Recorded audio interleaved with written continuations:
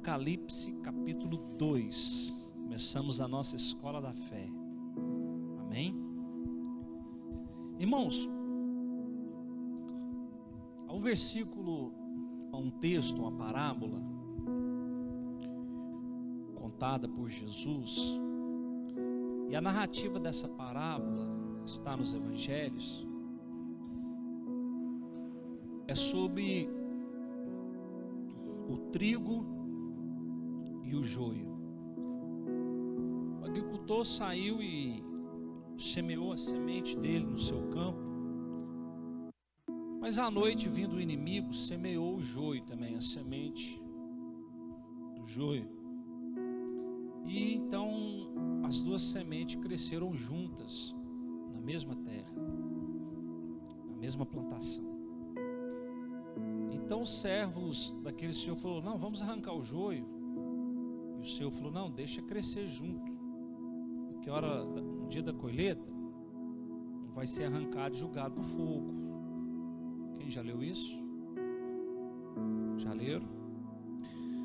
Então, se você pegar a semente de trigo e do joio, as duas são iguais.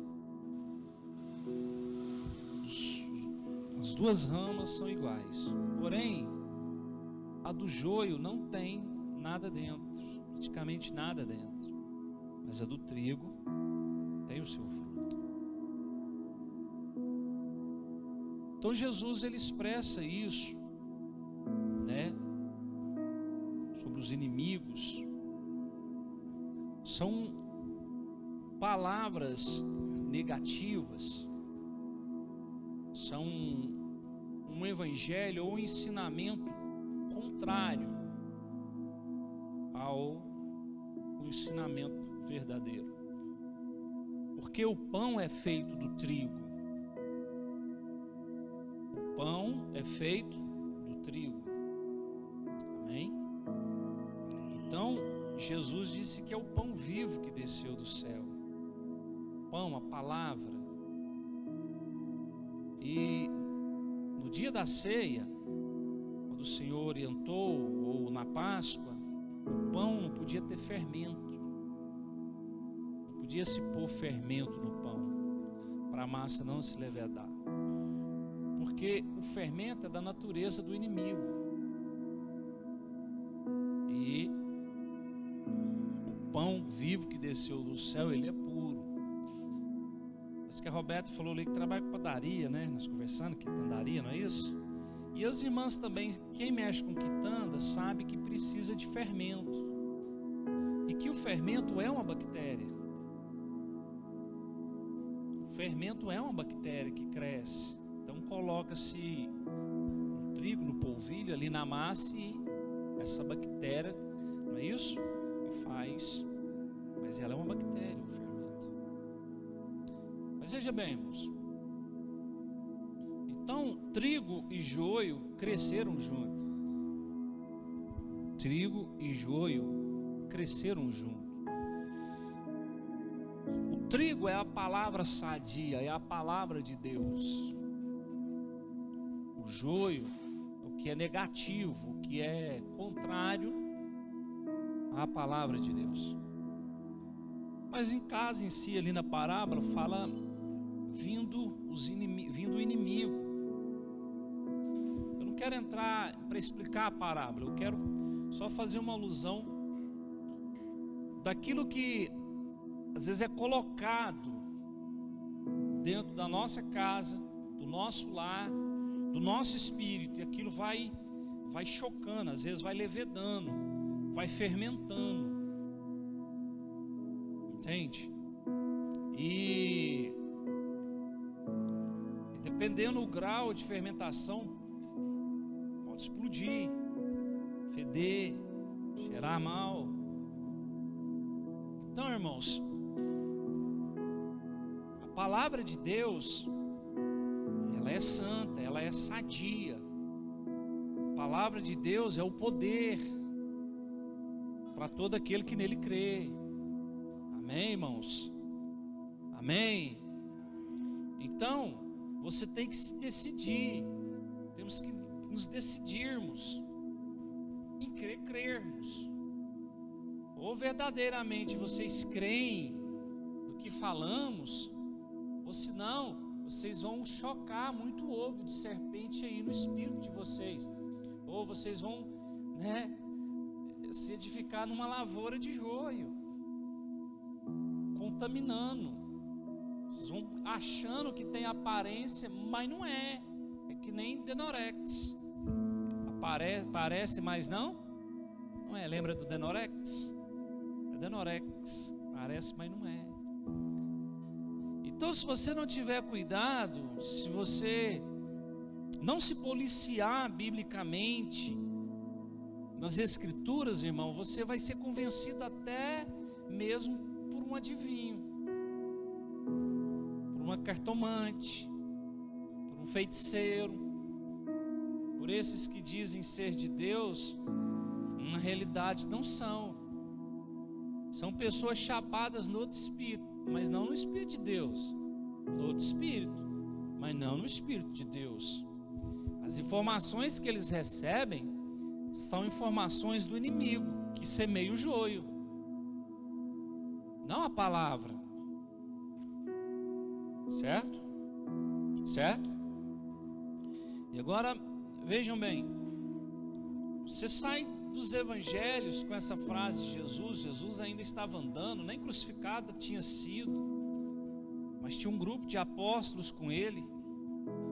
Ele faz uma promessa para João, que ele ficaria por último. Então Jesus é até questionado, e Jesus deu uma resposta dizendo assim: que me importa se eu quero que ele fique por último? E ele foi o último dos apóstolos do Cordeiro a morrer. Morreu já velho na ilha de Patmos. Mas antes de partir, antes de ir, ele escreveu o seu último livro, ou ele recebeu uma revelação que ela é chamada de o Apocalipse, porque ele havia escrevido o Evangelho de João. O Evangelho de João é dele, 1 João, 2 João, 3 João, que são cartas, é dele. E agora então ele recebe a revelação do Apocalipse, entende? E o Apocalipse, o capítulo 1 começa ele orando no dia do Senhor, me achei em espírito. E agora então o Senhor Jesus aparece para ele. Está no comecinho aí do capítulo 1, você pode ler. E ele então ele cai assim como morto, com a visão que ele está tendo, com a aparição de Jesus. E ele começa a definir: seus olhos são como chamas de fogo, da sua boca sai uma espada de 2 gumes, seu cabelo. Então ele tenta definir agora a pessoa de Jesus, mas ele está usando as expressões terrenas para definir o Jesus em glória. Não o Jesus com pregos nas mãos, não o Jesus que ele ancorava a cabeça no peito dele, não o Jesus da crucificação, o Jesus que foi levado aos céus. Entende isso? Sim ou não? Mas agora ele está vendo um Jesus em glória. E por ver Jesus em glória, ele tenta definir com coisas terrenas, mas passa longe, porque ele fala assim que os seus 2 olhos são como chamas de fogo. E ao mesmo tempo ele fala que o seu rosto brilhava como o sol na sua força. E qual é a hora mais forte do sol? De 11 a 1, mas você pega ali na casa do meio-dia, o sol estalando, tenta olhar para ele para você ver se você consegue. Então, olhando lá, e ele diz: os seus olhos são como 2 chamas de fogo. Você não consegue olhar nem para o sol, como é que ele vê 2 olhos como chama de fogo? É porque ele está tentando definir para o nosso entendimento. Veja, que eu disse para vocês no começo, o nosso entendimento é incapaz de compreender Deus. Entende isso? Então, há uma declaração de Jó no seu livro que ele fala assim acerca de Deus, porque ninguém nunca viu Deus. Deus, quando desceu no monte do Sinai, quando Moisés questiona Deus acerca de Deus ir com eles no Egito, da saída do Egito, no deserto do Sinai. Moisés questiona e fala: não, eu quero ver o Senhor. Se o Senhor não aparecer para mim, eu não vou com esse povo. E Deus fala com ele: então faz o seguinte, você vai para tal lugar, eu vou passar, vou pôr minha mão nas suas costas, vou passar e você vai me ver por trás. E isso aconteceu, irmãos. Só que o que aconteceu? Deus escondeu Moisés na fenda da rocha. Deus passou e Moisés viu Deus por trás. Deixa eu explicar isso aqui, irmão. Moisés não viu Deus. Deus mostrou todo o passado para Moisés. Ele não viu as costas de Deus. Deus mostrou o passado que Moisés não viu, não existiu. Então por isso Moisés tem a compreensão do Gênesis. Vocês estão me entendendo? Por isso ele tem todo esse entendimento. Deus mostrou o passado para ele, escondeu ele na fenda da rocha. Quem é a rocha? Quem é a rocha, irmãos? Então, Deus com a mão colocou ele em Jesus e permitiu ele ver o passado, todas as coisas. Por isso ele escreve Gênesis. Não é que Moisés viu Deus, a glória de Deus. Então Jó, falando de Deus, ele fala assim: o Senhor consegue ver impureza nos raios do sol. O Senhor consegue detectar impurezas nos raios do sol. Tamanha a gloriosidade do Pai, a gloriosidade desse Deus. Amém, amados? E olha, irmãos, conhecendo e sendo hoje ministro da nova aliança da graça, meu irmão, olha, é um privilégio muito grande servir a Deus, Ele nos ter chamado para servir Ele. Irmão, se sinta privilegiado. Que você não era nada não, nem eu, nós não éramos nada não. Miseráveis, pobres, cegos, nus e desgraçados. Aí Ele nos convida em Cristo Jesus para servi-lo. E aí quando a gente se aproxima dele e olha para o filho, a serpente que foi erguida no deserto, então agora a gente olha para ele, o Cristo erguido no madeiro, e nós o recebemos como Senhor e Salvador da nossa vida. Ele nos tira de uma condição e nos transporta para uma posição, e nessa posição nos chama de filho, de herdeiros, nos chama de santos, só coisa boa. Coloca um selo em nós, o Espírito Santo, e fala assim: vocês têm um advogado, e vai demonstrando o que a gente tem nele, irmão. Então, olha, é um privilégio servir a Deus. É um privilégio, irmãos, olhar quem somos, e quem éramos, e quem somos agora. É um privilégio. Olha para a sua história, para o seu passado. Se você ainda não encontrou nada de bom, é porque você está olhando realmente para o seu coração, para a sua velha natureza. Porque não há nada de bom, filho. Há algo de bom porque Ele colocou em mim, porque Ele colocou em você o Espírito dEle e a nova natureza dEle. Você tem a nova natureza do Pai dentro de você, gritando: ei, eu aqui, ó, olha eu aqui, olha eu aqui. Ela está gritando aí, ó. Qual? A nova natureza do Pai, a natureza que tem que ser guiada pelo Espírito, que tem o fruto. Não a velha, a corrupta, a natureza maligna. Então, irmãos, nós estamos vivendo uma fase, uma época da igreja. Sabia que Satanás se tornou membro de uma falsa igreja, da cristandade? Satanás se tornou membro dela, da cristandade. Não é o Espírito de Deus falando à igreja de Cristo. Tem aí um espírito maligno, porque Satanás se tornou membro dessa cristandade. Ele é que está ensinando, ele é que está falando. E Paulo adverte sobre isso. Os santos apóstolos advertem sobre isso. Paulo, ele fala que nos últimos dias, homens, eles fariam o quê? Eles ensinariam doutrinas de demônios.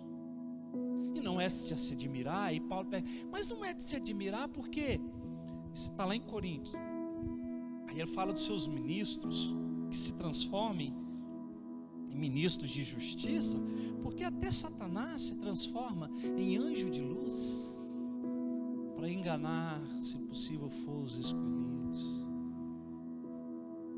Então agora Jesus parte, deixa uma promessa para João. 100 anos depois, veja, o primeiro século da igreja. No primeiro século, está lá João. E João então agora recebe uma revelação. E João está aqui na terra e Jesus vem e dá ordem: você vai escrever 7 cartas.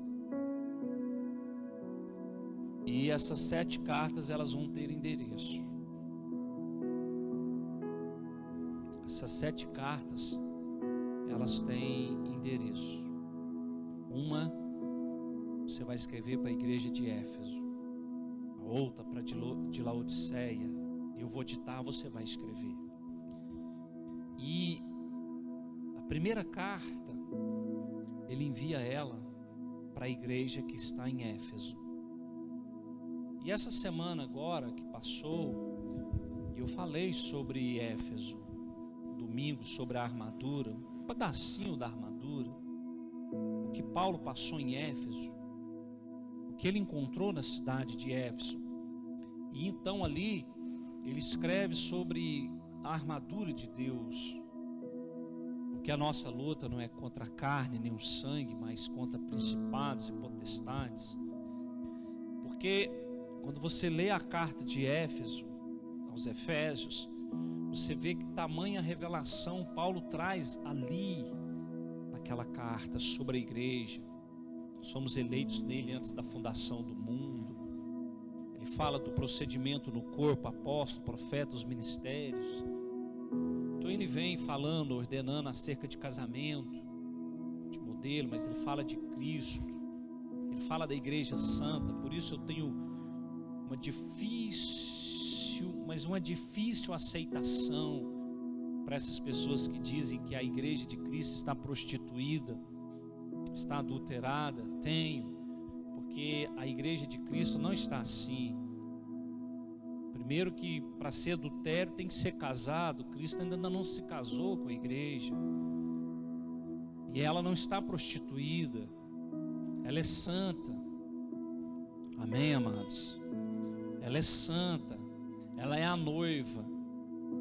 Cristo não vai dar uma carta de divórcio para ela. Cristo não vai dar uma carta de divórcio para a igreja. Pelo contrário, Ele vai casar com ela, uma igreja santa, inculpável, irrepreensível. E isso está escrito na carta aos Efésios, a igreja de Éfeso. Diga glória a Deus, irmãos. Então você pega capítulo 2 agora, e começa então as 7 cartas. Amém? As 7 cartas. E a primeira vem para a igreja de Éfeso. E olha só para vocês verem o que está escrito. Ao anjo da igreja em Éfeso escreve: assim declara aquele que tem as 7 estrelas na mão direita e anda no meio dos 7 candelabros de ouro. Conheça as tuas obras, tanto o teu trabalho árduo como a tua perseverança, e que não podes tolerar pessoas más, e que pusestes à prova aqueles que a si mesmos se declaram apóstolos, mas não são, e descobristes que eram Veja a declaração de Jesus falando para ele: olha, você colocou à prova aqueles que a si mesmos se declaram apóstolos. Não parece que os nossos dias, quantas pessoas aí têm se declarado apóstolos? Eles se declaram apóstolos. Eu sou apóstolo, eu sou apóstolo, não, já é assim meio difícil o tal do apóstolo. E as apóstolas? Irmãos, tem uma aí que chama apóstola Sol. Apóstola Sol, pensa que tranqueira que é. Apóstola Sol. Então, esse pastor, esse anjo aqui, esse ministro de Éfeso, pôs à prova os que se diziam ser apóstolos. E como que ele pôs eles à prova? Qual foi o critério? Aonde ele buscou critérios? Aonde ele buscou base para pôr esses homens de prova? E aí o Senhor diz assim para eles, ó, e quando você os puseram à prova, você descobriu que eles não são e são impostores. Veja, irmãos, 100 anos, um século, quase um século já da igreja, quase um século, e já tem impostores, falsos apóstolos. Quase um século, ou um século da igreja já tem falso apóstolo. E nós estamos na onde? No século 21.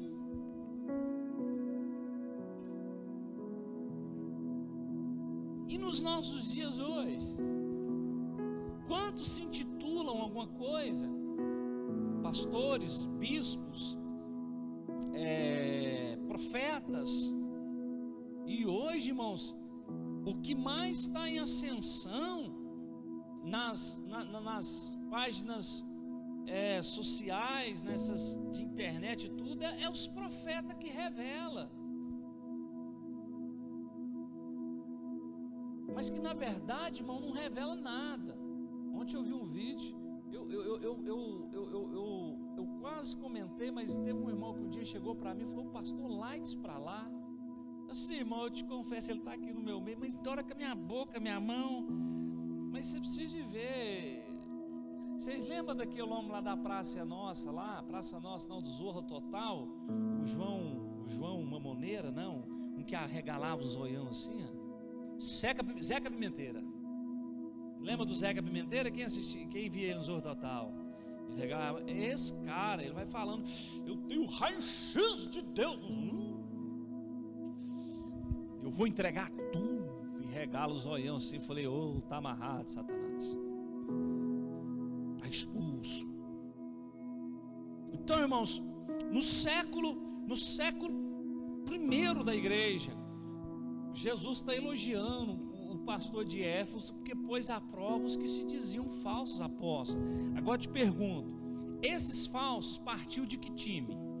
Do trigo ou do joio?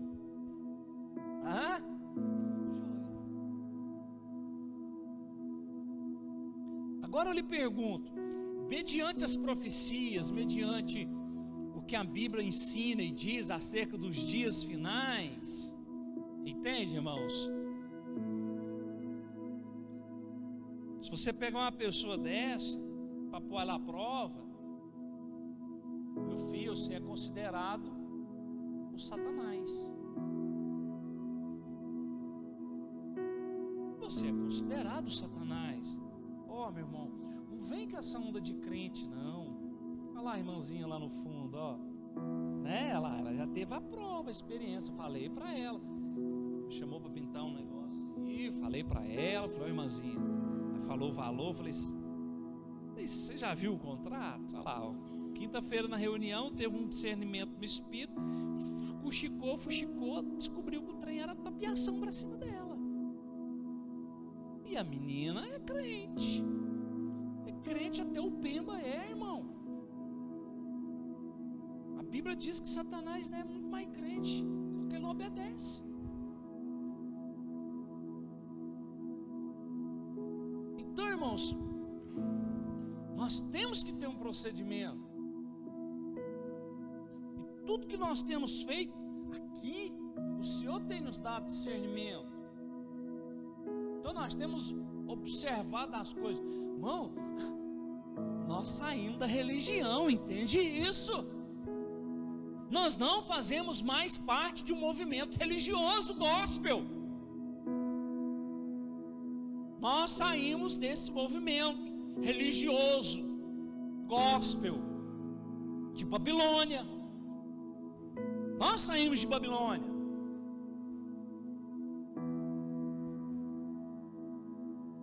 Aquela que está aqui escrita em Apocalipse: sai dela, povo meu. Sai dela. Mas as pessoas ainda buscam essas coisas. Ora, irmãos, aí fora, o manjar, o prato, olha, irmão, o que estão te oferecendo é o inimigo quer. Porque ele já se tornou um membro delas. Pastor, o senhor é doido, falar um trem desse, não sou não, irmão. Ele já é membro da maioria. Membro. E agora então Jesus vira para o anjo que está em Éfeso, que é um ministro, que é uma pessoa, um pastor, e fala: eu vi que você pôs à prova aqueles que a si mesmos se declaram o quê? Apóstolos. E é fácil você perguntar: que critério que ele usou? Eu uso o critério de Paulo. Quando havia um grupo de mestres e profetas em Antioquia. Veja, mestres e profetas, orando e jejuando. Veio o Espírito Santo e disse: separai para mim a quem? A Paulo e Barnabé, para uma obra que eu vos tenho dado, confiado. E então a igreja, os irmãos ali abraçaram eles, os abençoaram, presta atenção, impuseram a mão sobre eles e oraram. São três coisas: tem que haver imposição de mãos, tem que haver uma profecia, expulsou apóstolos, posição de mão, profecia do Espírito Santo mandando separar, e tem que ter aceitação da comunidade, da igreja do Senhor Jesus. Aí não tem nada disso, irmão. E a pessoa diz: eu sou apóstolo. Apóstolo do quê? Apóstolo do quê?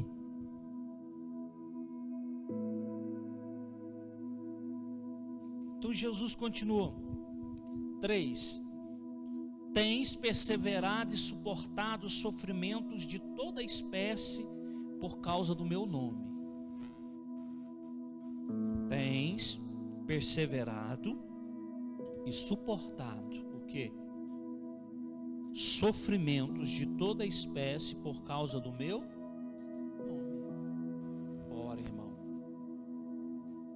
os verdadeiros, os pregadores, eles passam por sofrimento por causa do nome de Jesus. Os que querem viver piedosamente.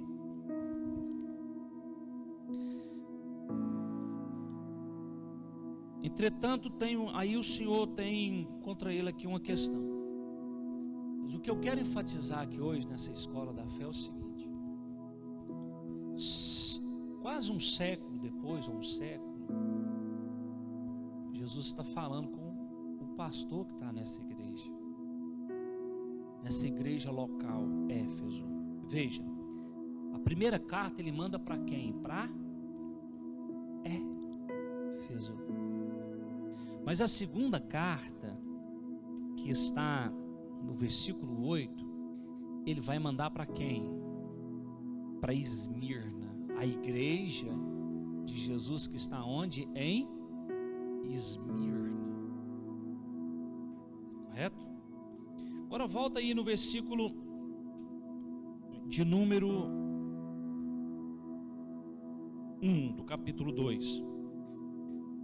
Ao anjo da igreja em Éfeso escreve: assim declara aquele que tem as 7 estrelas na mão direita e anda no meio dos 7 candelabros de ouro. Um candelabro fala de cada igreja. O candelabro de ouro aqui é cada igreja das 7.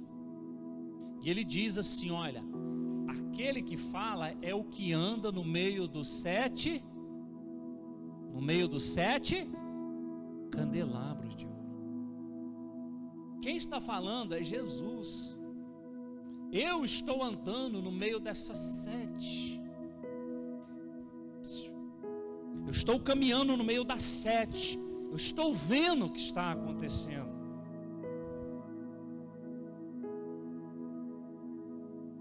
Eu estou vendo o que está acontecendo na igreja daí de Éfeso.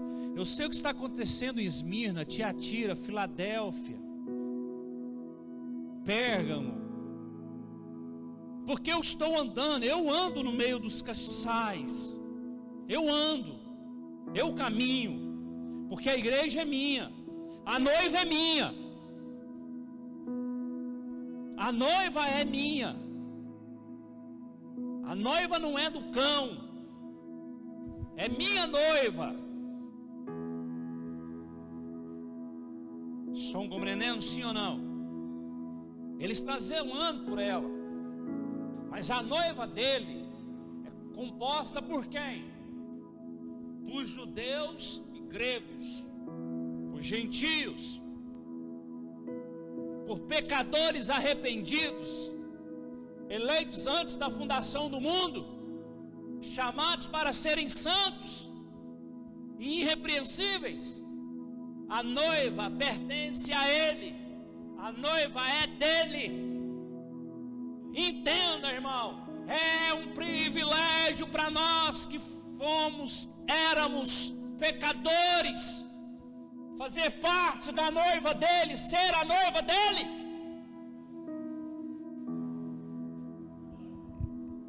Nós não podemos ter o mesmo estilo ou práticas que tínhamos antes,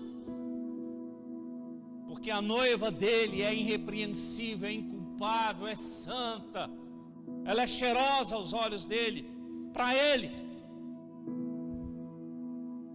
E aí ele diz assim, olha, no final da 7, ouvi o que o Espírito diz à noiva, à igreja. Por quê? Porque o Espírito tem zelado por essa noiva, assim como Mordecai zelou com Esther para o rei Assuero.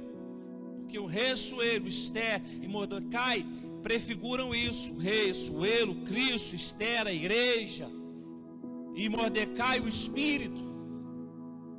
Então Esther ouvia Mordecai, Mordecai ficava parado do lado de fora do palácio, trazia as informações, orientava Esther, fez com que ela se tratasse ou se banhasse, se embelezasse por um ano com mirra e com especiarias. Por quê?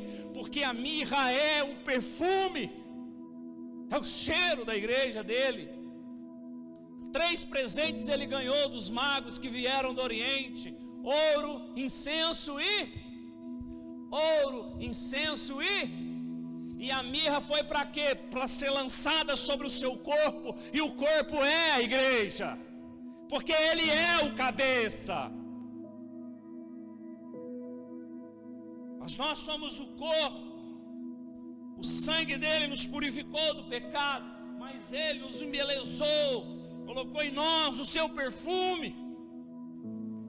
E ao Mordecai, o Espírito Santo, o único vicário de Deus na terra, cuidando da igreja dele, que é o Espírito Santo de Deus.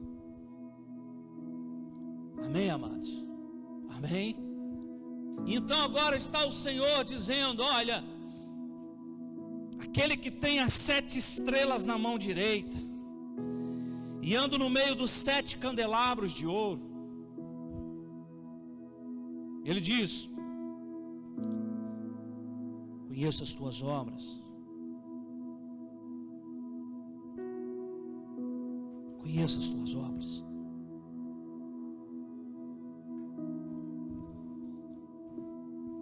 Eu conheço. E eu sei que você pôs à prova esses aí que se dizem apóstolos e não são. E você descobriu que eles são impostores. São falsos. São fabricados pela religião, pelo sistema babilônico.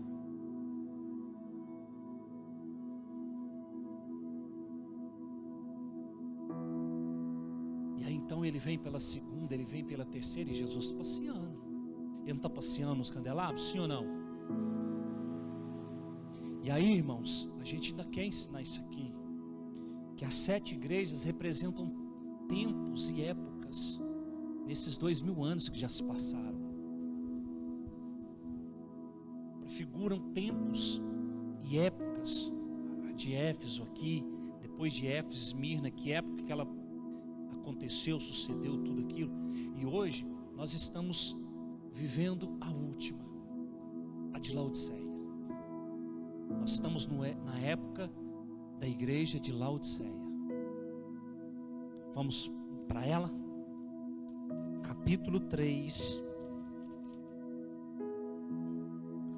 versículo 14, por favor.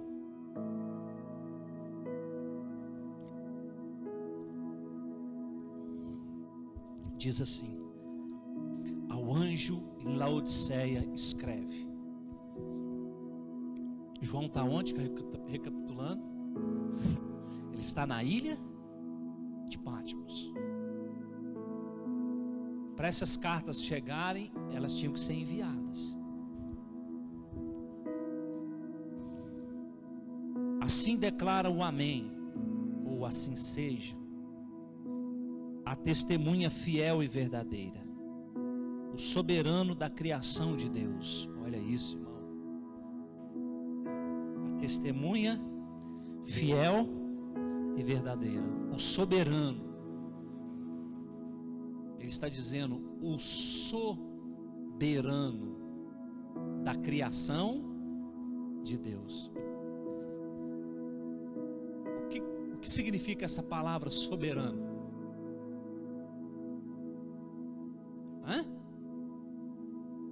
O que significa essa palavra, irmão? Soberano? Majoritário, maior autoridade. Majoritário, maior autoridade. Ele está dizendo, a testemunha fiel, assim declara. Olha o que ele fala, o Amém, a testemunha fiel. Veja, irmão, a testemunha fiel, a testemunha fiel e o soberano da criação de Deus. E aí ele diz: conheço as tuas obras, sei que não és frio nem quente. Ele está passeando no meio do candelabro. Sei que não és frio nem quente.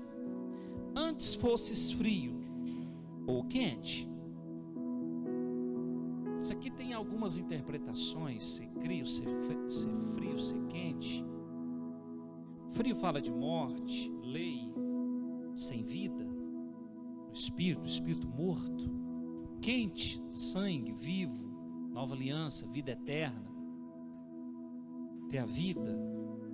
Então está dizendo, se você não é frio nem quente, também fala de lugar.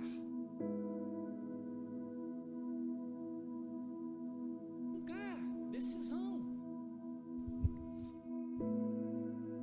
Aí ele diz: antes fosses frio ou quente, e por este motivo, porque és morto.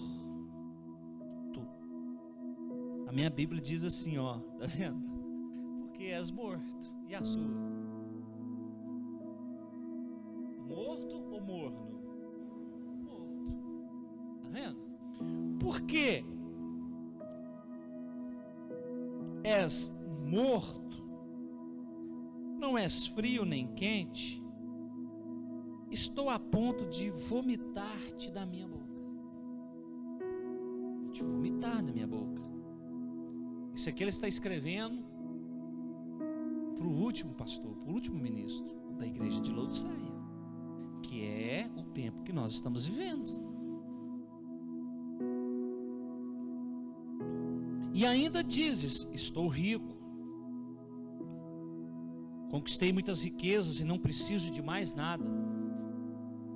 O primeiro começa com ele pôr na prova os falsos apóstolos, sim ou não? Mas hoje, veja, irmãos, quando a gente olha para Efésios, a carta, eu não recebi chamado nem dons para eu ser exaltado, muito pelo contrário, isso vem para a gente servir ao corpo. Se o que eu recebi ou o que você recebeu não serve o corpo, mas você procura servir você, irmão, então não é para Deus. E a maioria é assim. A maioria recebe alguma coisa, mas eles querem ser servidos. E nós já passamos por algumas situações assim. Passamos. Veja os cantores gospel, o valor dos seus cachês.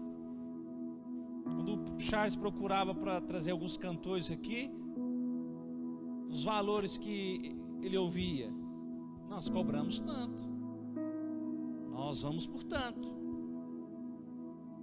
E aí eles chamam isso de ministério. Bom que não tem nem ministério do cantor na Bíblia. Não tem ministério de cantor na Bíblia. Você olha para a igreja, eu já perguntei isso para o Charles, para os irmãos que tocam, me cita o nome de um músico da Bíblia. É importante o louvor, até Paulo fala isso no corpo, na hora da reunião, quem tem um cântico. Mas vejam hoje como eles se tratam. Eles fundam uma banda, começam a fazer sucesso no meio gospel. Sabe o que eles fazem? Aí eles vêm e se desvinculam da onde eles estavam e abrem as suas instituições. Não digo todos, mas alguns. Olha lá, um já gritou o nome de lá. Então, irmãos, no de Laodiceia, então Jesus está dizendo para ele, pô, cara, você é morto, mas não é frio nem quente, então vomitar-te-ei. Mas vai descendo. Aí ele diz, eu sou rico, conquistei muitas riquezas e não preciso de mais nada. Contudo não reconhece que és miserável. Veja, eu não estou dizendo que a carta de Laodiceia é o tempo que nós estamos vivendo, sim ou não? Por isso que eu digo, é o tempo da graça, miserável. E aí Jesus diz para ele, contudo não reconheces que és miserável, digno de compaixão, pobre, cego e que está nu. Está nu do que, irmão? Sem roupa? Sem essa roupa aqui? Não, filho. Está praticamente da mesma nudez de Adão no Éden. O que Adão perdeu no Éden? Que ele teve que se vestir quando ele percebeu que estava nu. Havia uma roupagem nele, a glória de Deus sobre ele. E os de hoje estão assim. Estão nus porque estão sem a roupagem, a glória de Deus, a glória do Pai na vida deles. E aí ele está falando.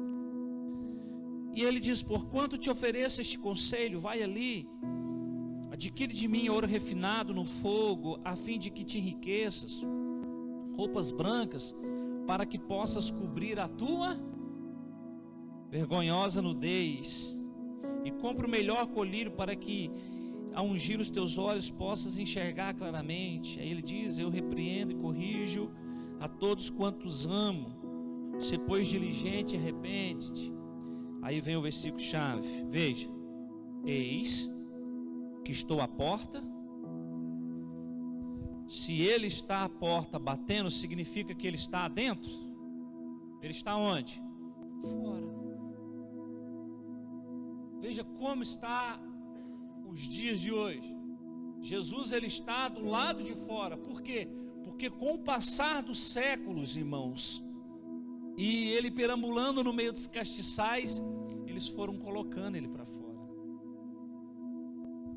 Por isso há uma cristandade latente. Por isso Satanás se tornou membro da maioria. Uma hora ele está aqui, uma hora ele está colar, uma hora ele tem microfone para falar, uma hora ele tem microfone para profetizar, uma hora ele tem microfone para revelar. Entende, irmão? Para desenvolver os seus os seus dotes negativos, seus dotes malignos, para desenvolver os seus chakras, como no desenho do Naruto,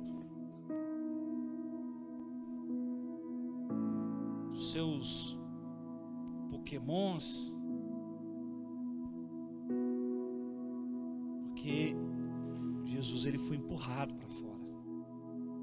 E ele diz: eis que estou à porta e bato.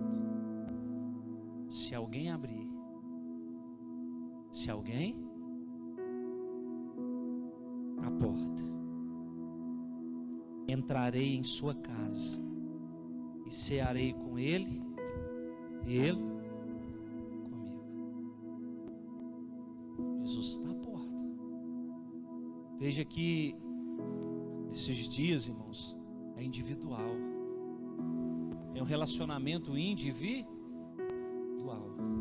não coletivo, mas individual. Esse é o relacionamento que Jesus quer ter com você. Mas para ter um relacionamento individual, irmãos, o que temos que fazer? O que temos, irmão? Viver Mateus 6,6, ir para o quarto orar, estabelecer no quarto, estabelecer uma comunhão no quarto. O versículo anterior diz assim, ó: eu repreendo, versículo 19, corrijo todos quantos amo. Na história de Marta e Maria, quem se dobrou aos pés de Jesus? Quem se colocou aos pés de Jesus para ouvi-lo? Foi Marta ou Maria? Maria. Foi Maria? Ou foi Marta? Estou lhe perguntando. Quem, irmão? Maria. Mas o que fez Marta? Foi reclamar com Jesus. Senhor, manda essa mulher vir me ajudar. E o que Jesus falou para ela? Eu corrijo e repreendo todo aquele que ama. Jesus não repreende ela? Marta, Marta, Marta, por que andas preocupadas? Não é isso? Mas o texto não diz que ele corrige e repreende todo aquele que ama? E nós descia o pau na Marta, né? E aí vem a Alessandra lá em casa e me mostra um dia que a repreensão de Jesus mudou Maria, mudou Marta, né?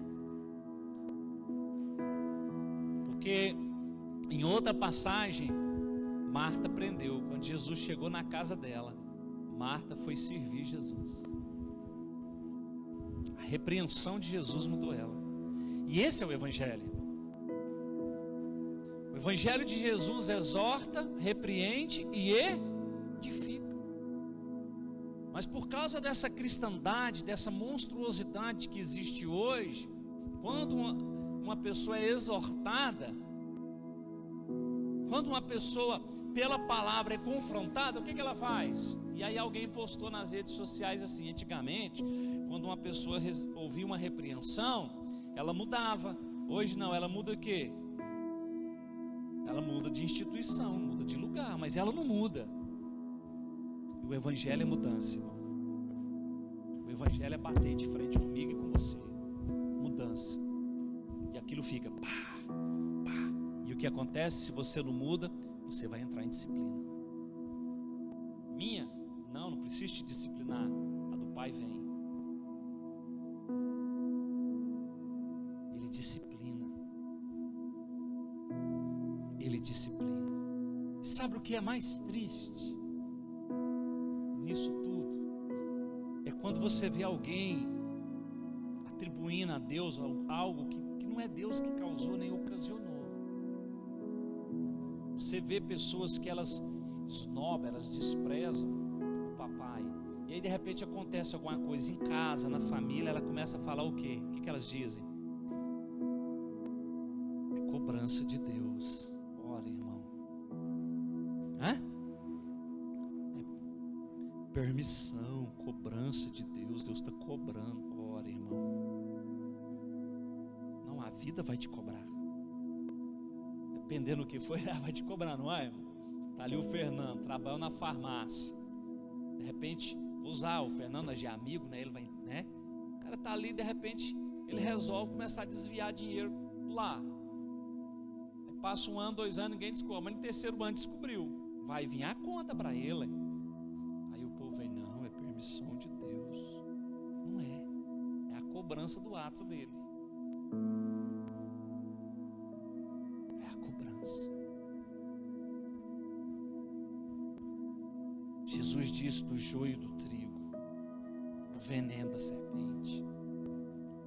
Jesus disse, eu ando no meio dos 7 castiçais. E ele escreve, ele dita, escreve isso, eu estou vendo, escreve para isso, para isso, para isso. E são tempos desses 2000 anos.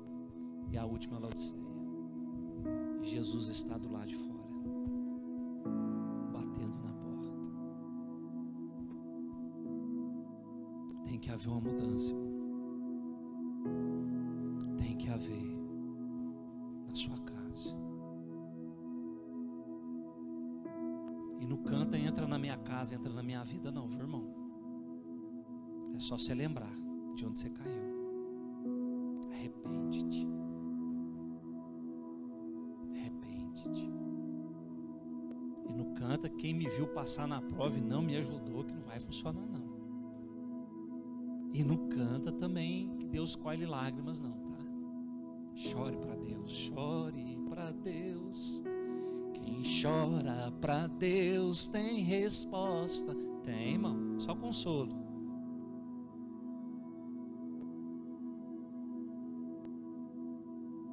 Incline a sua cabeça.